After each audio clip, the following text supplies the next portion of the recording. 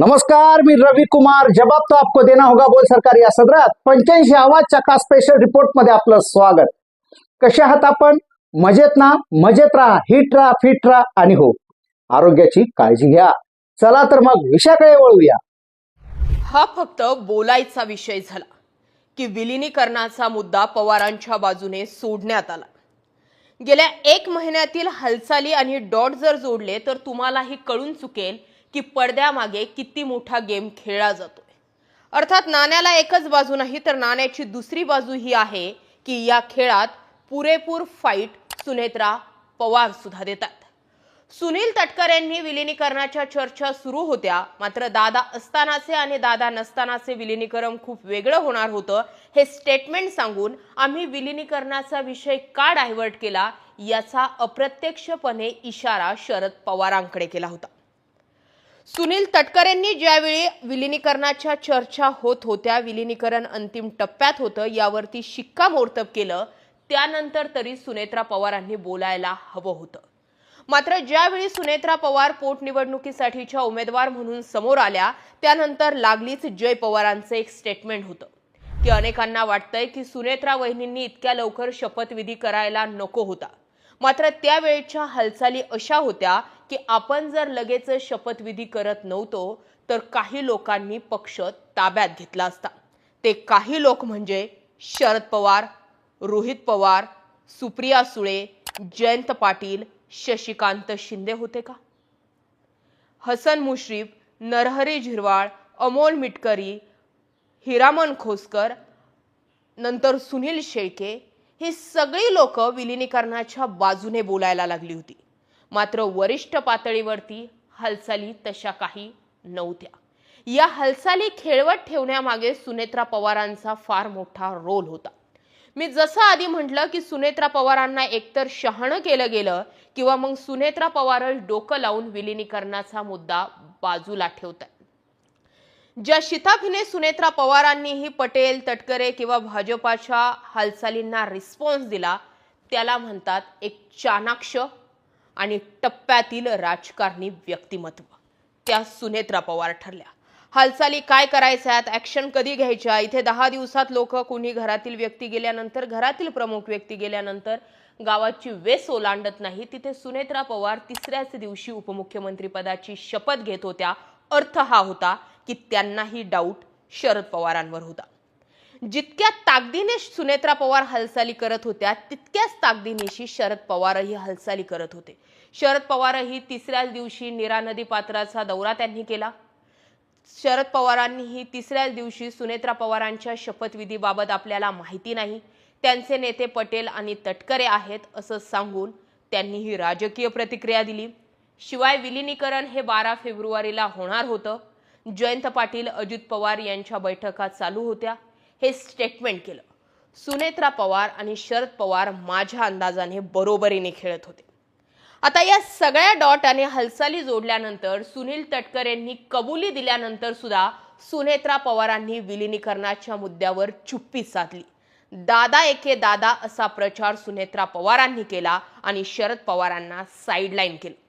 त्या नाही म्हणाल्या की माझ्या सासऱ्यांनी किंवा शरद पवारांनी हा पक्ष स्थापन केला, त्यांचे योगदान आहे, काका पुतण्यांचं खूप जमत होतं, आमचा त्यांना आशीर्वाद आहे. या वाक्यांचे उल्लेख सुनेत्रा पवारांकडून तोपर्यंत झाले नाही जोपर्यंत निवडणुकांचा प्रचार आणि पोटनिवडणूक बिनविरोध होते इथपर्यंतचा अंदाज होता. बारामतीची पोटनिवडणूक बिनविरोध होईल या अँगलने शरद पवारांना बाजूला ठेवून सुनेत्रा पवार दादा एके दादांचा प्रचार करत होते. पण समोरून काँग्रेसनं उमेदवार दिला, इकडनं लक्ष्मण हाके किंवा अनेक अपक्ष लोक मैदानात यायला सुरुवात झाली. त्यानंतर सुनेत्रा पवारांनी शरद पवारांचा नावांचा उल्लेख सुरू केला. त्यातल्या त्यात पार्थ पवारांनी पुन्हा एकदा एक चुकीचं किंवा राजकीय अपरिपक्वतेचं दर्शन घडून आणलं आणि त्यावरती शरद पवारांनी 2019ला जे म्हटलं होतं की पार्थ पवारांच्या बोलण्याला आपण कवडीची किंमत देत नाही, त्याच वाक्यात थोडी सुधारणा आणि थोडंसं आणखी हाय लेवलचं स्टेटमेंट करून पार्थ पवारांमध्ये राजकीय परिपक्वता किती आहे की नाही याची माहिती नाही हे स्टेटमेंट केलं. आणि तिथून पुढे सुनेत्रा पवारांच्या प्रचाराचा रोग बदलला. मग सुनेत्रा पवारांच्या प्रचारांच्या कागदांवरती 4 वेळा मुख्यमंत्री राहिलेल्या शरद पवारांची सून, 6 वेळा उपमुख्यमंत्री राहिलेल्या अजित पवारांची पत्नी, मग शरद पवारांचे बॅनरवर फोटो आणि तिथून पुढे रोहित पवारांनी सुनेत्रा पवारांच्या प्रचाराला जाणं, घरातील मेंबर म्हणून सुप्रिया सुळेंना प्रचारासाठी बोलवणं, या सगळ्या गोष्टी सुरू झाल्या कारण बारामतीचं समीकरण पवारांशिवाय जुळत नव्हतं.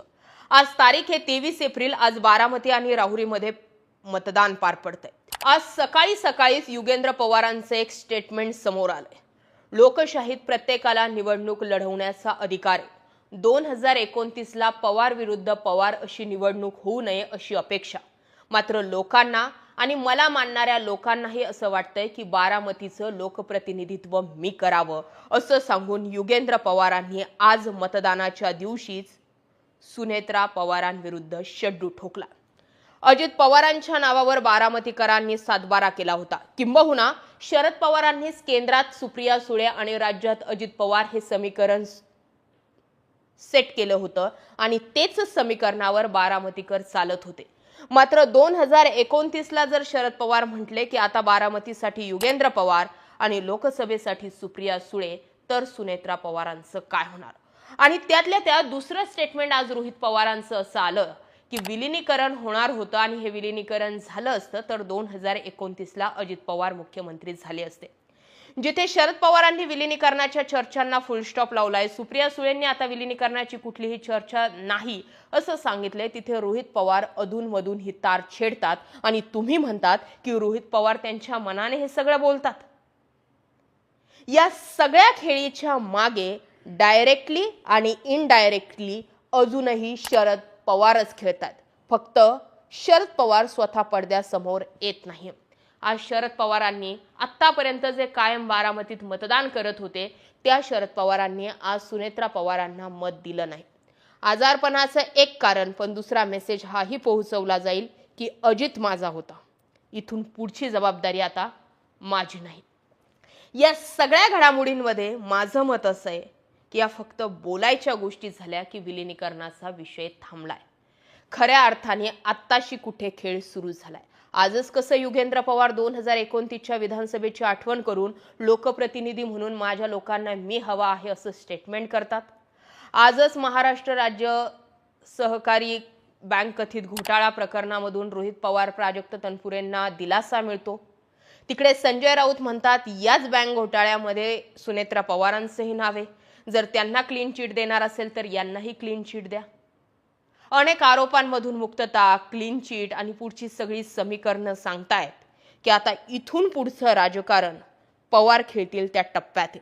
अर्थात आता पवारांमध्ये हे राजकारण करण्याची ताकद किती उरली माहिती नाही, पण अजून तरी माझा अंदाज असा आहे की या राजकारणामागे पवार खेळतायत आणि बारामती आता सुनेत्रा पवारांसाठी अजित पवारांइतकी